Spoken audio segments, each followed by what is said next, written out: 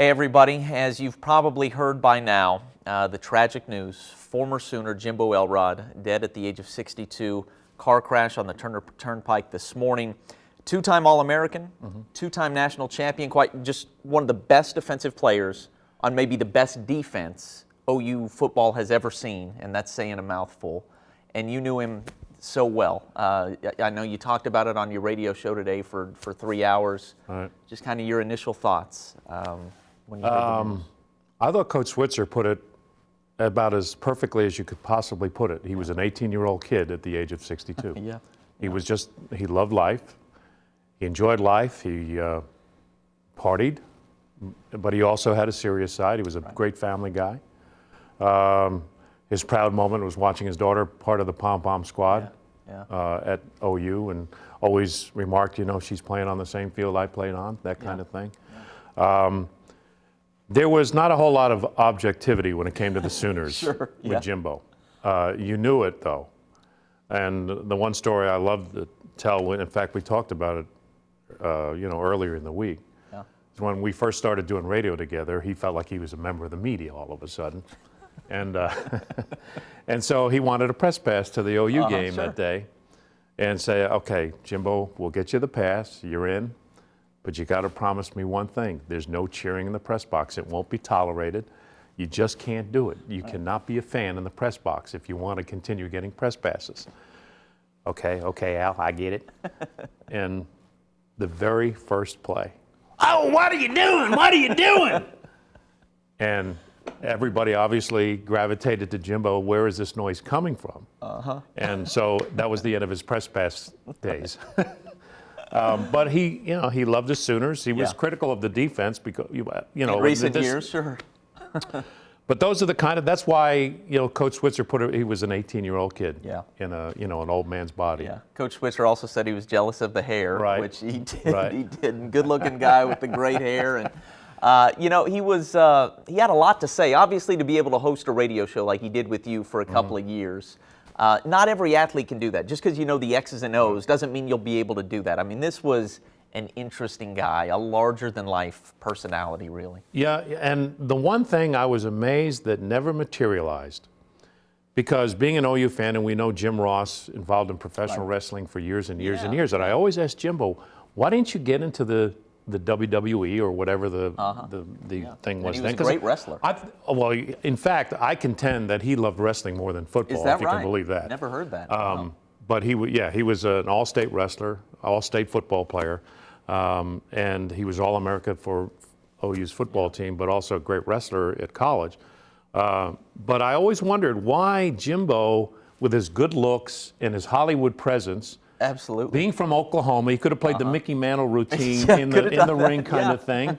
And I could never figure out why he didn't want to do that. And he said, I love wrestling so much that and this is not to knock the professional wrestling thing. I got you. But he always felt that to some degree was a little bit of an insult to wrestling as a sport. Because he always totally respect that. He always felt wrestling was the original sport. It was the original Olympic sport. And he was proud of that. And you weren't here to cover it, but I know you watched college football, and the Sooners were on TV at least from time to time back then. They won back-to-back national titles. You've said Leroy Selman, best player you've seen, offense or defense. No question. I mean, he was a part of those defenses that, would you say it's fair to say probably the best anybody's ever done it at OU, 74, 75? Yeah, people talk about the Miami defenses and all the great defenses we've had throughout the decades of college football. And we talk about the Pittsburgh Steelers having the great defense in the 70s. Well, this was the college version of that, in my opinion. It was just awesome. You couldn't do anything against them. And there was one year where they were on probation, but they would have won the national championship had they not been. But he was part of that, and he was proud of that. He was, 220 playing, 6'4", 220, and he was a defensive end, but kind of like a 3-4 linebacker. Exactly, linebacker, But he wasn't afraid to. He always liked to brag about how he tackled Earl Campbell, and lived to tell about it. I actually saw a picture of that today. That exists. Right. Yeah. And that the fact that he could still walk after that tackle. Something to brag about. So he was. Listen, he liked to brag about his feats, but who wouldn't, right? In that position, he earned it. Yes. He earned it a lot. And he was a Tulsan. Not only was he an Oklahoman, he was a Tulsan because he grew up in East Central. He talked Tony Casillas into going to OU. In fact, Tony was thinking of decommitting from OU, and Jimbo loves to tell this one too. He said, "What are you thinking?"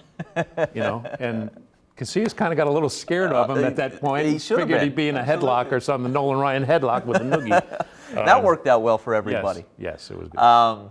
So 2 years on radio with him, and then you guys We did a TV show together. had a TV show. Right, he had a place called the Sports Cage, and our radio show was called the Sports Cage. And he thought this was going to be a great marketing tool, Our radio show's the Sports Cage, so I'll name our sports bar the Sports Cage. And he got me involved in it to a certain degree.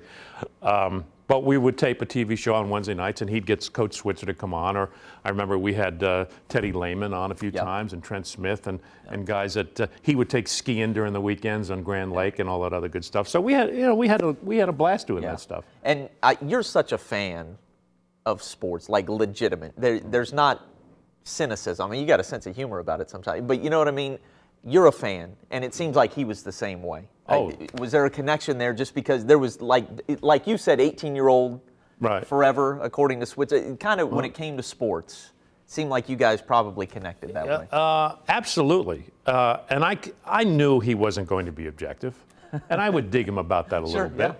But that was just part of it. It was kind of like his shtick, and he wore crimson glasses. There's no question.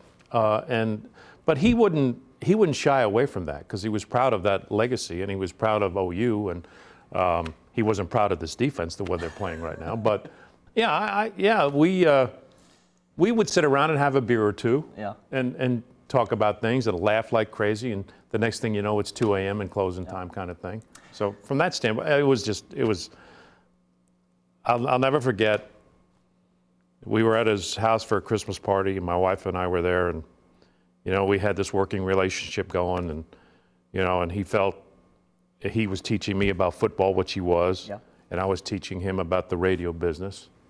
And when we left, he said, "I love you, Al," and I said, "I love you, Jimbo," and I'll never forget that moment. He was truly a great friend. Yep. You laugh a lot because of who he was, but I mean. Sad day.